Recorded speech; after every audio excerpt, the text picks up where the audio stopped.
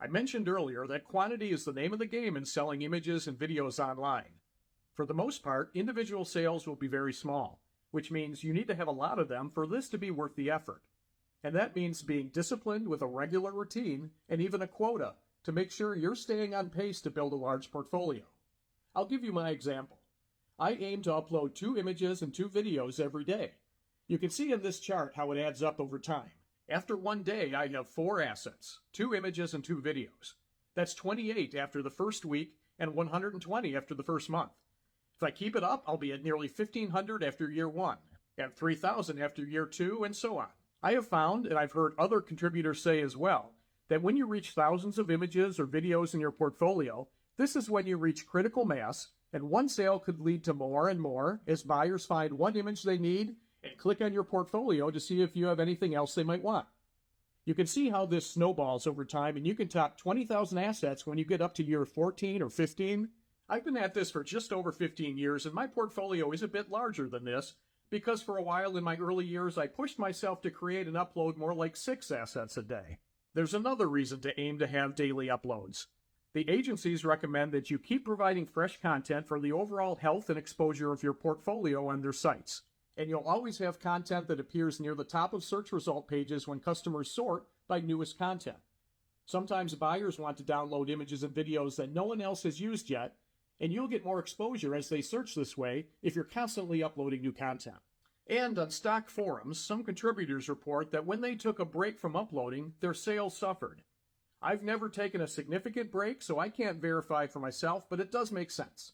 Your competition isn't taking a break, and if you do, you'll be falling behind. So consistency is key to keep your portfolio growing and selling. I truly believe that having a quota is crucial. You might think that this is in conflict with the artistic process. How can you force yourself to create new work if you're not inspired? That is definitely something you'll have to learn to deal with.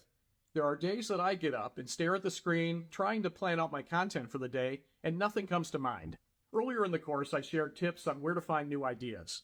Every morning, I start the day looking at cnbc.com, and almost without fail, after about 5 minutes, I get at least a few ideas for the day that I could focus on. You might find that you work best in the evening, but for me, it's the morning. I'm freshest and more creative in the morning, and I find that when I make progress early in the day, I feel good about myself, that I accomplished my daily goal. The key is making the time, and holding yourself to it as much as possible. To sum up this section, here's our golden rule for content creation. Try to upload daily or at least weekly as a quota to gradually build your large portfolio and give customers fresh content. Now, creating a regular workflow is an art form in itself, and I'll share my own workflow in a moment. But first, here's a golden hack to help you determine the best time you can devote to your process. Jot down your typical daily routine. What appears to be the ideal period of the day that you could focus on creating? What's the second best time? The third best?